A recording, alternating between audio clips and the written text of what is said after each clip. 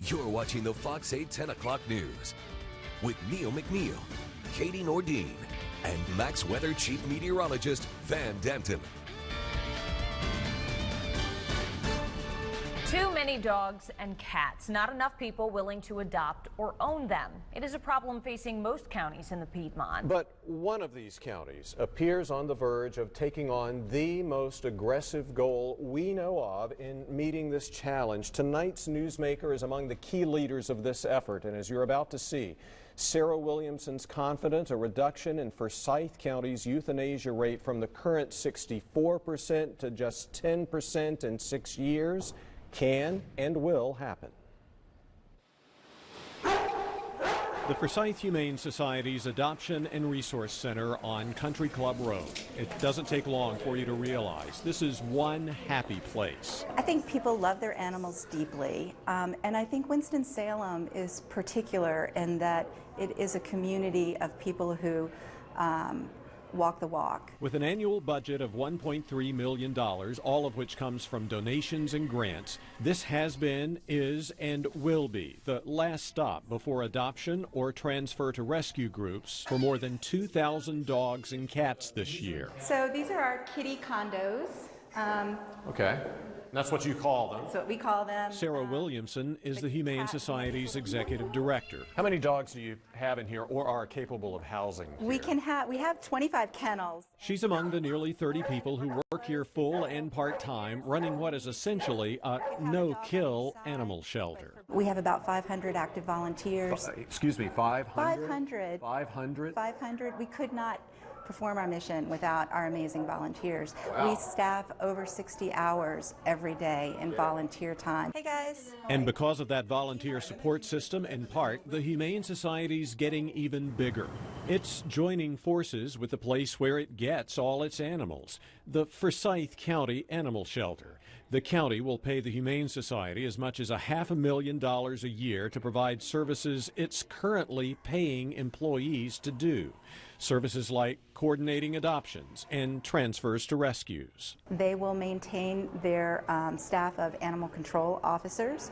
They're still responsible for ordinance enforcement, public safety, and licensing, and picking up stray dogs and managing bike quarantines. The county will also continue to handle something else, euthanization. Every animal will be assessed by a team of 3 of Humane Society staff to determine if that animal is adoptable or could be treated medically or behaviorally to become adoptable.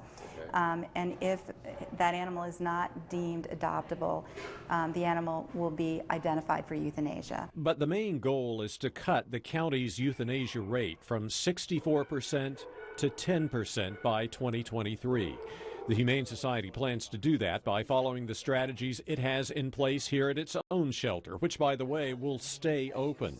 Those strategies include aggressively getting the word out about the animals available, continued partnerships with rescues and foster families, and encouraging people who want or need to give up their animals to find new homes for them themselves. You'd be surprised how many animals can find their next loving home without coming through the stress of being in a shelter. Would it be unreasonable to think that you can even maybe one day go below that 10% figure, maybe to 0? I mean, that would be nice, but is that even feasible? Well, so let's talk about that when we get down to 10%. But, I'll come back, yeah. But the 10% number is a common acknowledgement that there are going to be some animals who will need to be euthanized because they are a public safety risk. Right. And then there are going to be some animals who will be euthanized in the shelter environment because it's the same decision that I would make for an animal living in my home if the animal was suffering inhumanely or at end of life. Describe the place you would like to see there in the future at the county animal shelter.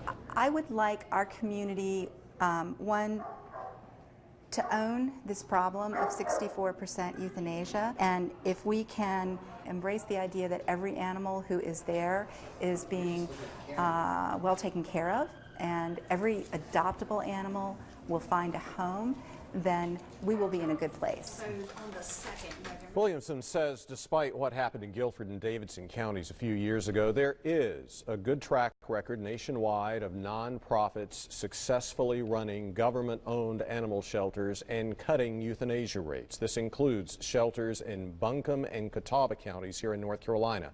The Humane Society will also consider county shelter workers who may lose their jobs for possible positions with the society. The society and the county are still working out details of the agreement, but Williamson hopes to have it signed around the first of the year. We'll keep you posted. In the meantime, to see the Forsyth Humane Society's animals currently available for adoption, check out the website, forsythhumane.org.